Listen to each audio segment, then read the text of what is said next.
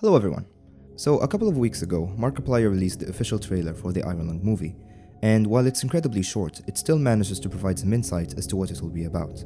The previous teaser trailer that was released only contained the transition from the in-game Ironlung model to a more polished, shinier one, which frankly I find less striking than the original because of how invisible the rust looks here, but that just might be me.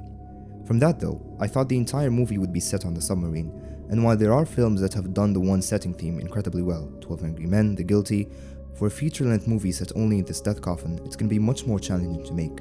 There's only so much you can explore in the Ironlung alone, so I think there will be a lot of flashbacks that explain more of the lore of the universe.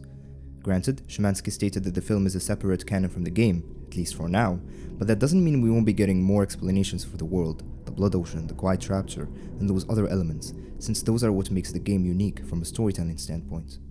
For the people watching that have no idea what the game is about, and therefore what the movie might be, I'm going to summarize it really quickly. Basically, a cosmic cataclysmic event happened, the Quiet Rapture. This blipped out all stars and planets from existence, leaving only space stations and moons. No one knows what caused the rapture, or for what purpose, and the people left alive in the universe, that we know of, which amount to only about 1,000, live in only 4 space stations, 3 belonging to an organization called the CUI, and the other for another one, Eden. These went to war some time ago, and after the war, some prisoners were captured. In the game, you play as one of them, undergoing what's called conviction realization in order to pay for your crimes. You're being told that this form of punishment is humane, and you'll be safe and sound through it, but then you're sent down in a submarine that's completely sealed, has no windows, cannot be opened from the inside, in a sea of blood on a barren moon. Long story short, you're not supposed to emerge alive, and it's only a matter of time before you realize it. The game's lore goes way deeper than this, and I think this is how the movie will achieve most of its runtime. If we were to assume that it must have a beginning, climax, and resolution, one option is for the story to involve the prisoner exploring a much bigger ocean, with many more encounters with the otherworldly on the moon, and then end up with him dying like the game does. Or it could start before the rapture even happened, and show the reaction of the people on the space stations and their hysteria, as well as how they adapted to the situation.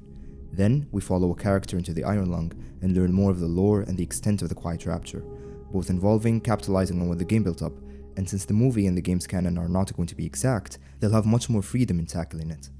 So on to the new trailer.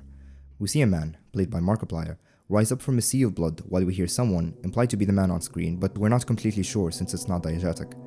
The "this is not an expedition, it is an execution" monologue that's been playing is the exact one that we read from the late prisoner's note in the submarine in the Ironlung game. So from this we know that the CUI, or an entity similar to it, must exist, as well as the Quiet Rapture. We also see in the background these flashes of lightning that reveal the sky to have some sort of vein network. This could be just a visual thing for the trailer, but if it isn't, I'd like to think it's a residue of the Quiet Rapture and the eldritch being that's most likely behind it. Made of a sky that's alive, with blood and veins that flow through it. Around 1:13, we also see this gigantic silhouette of what appears to be the fish from the end of the game. This was chilling when I first noticed, and I'm not sure whether it emerges from behind him or in front, since he looks back with a look of disdain on his face. So if the trailer is to be taken at face value and not as a set piece, then it looks like he has traversed the so-called veil and is now in another world, challenging the god of whoever caused the rapture. Heck, maybe it's the fish itself, who knows. My point is, after further rewatches, this trailer has more to it than what meets the eye, and to be honest, is better than most of the big budget Hollywood ones out there, since it gets you excited for its release, not by spoiling the most exciting moments, but rather by teasing what's to happen in an almost invisible way. Oh, and fantastic visuals too. In the end, Ironlung is a game that stood out because of its striking, bleak atmosphere and rich lore. The sheer hopelessness that you feel throughout is what made it special, and I hope the movie follows that theme, because if the ending is something happy-go-lucky, like all the planets returned or the protagonist survives the Ironlung, I feel it would detract from that a bit, but it could go either way. Anyways, I'm incredibly excited for this movie, and will most definitely make a review once it comes out, so stay tuned for that. Thank you for watching, and I hope you enjoyed this brief look into the trailer. Until next time, bye bye.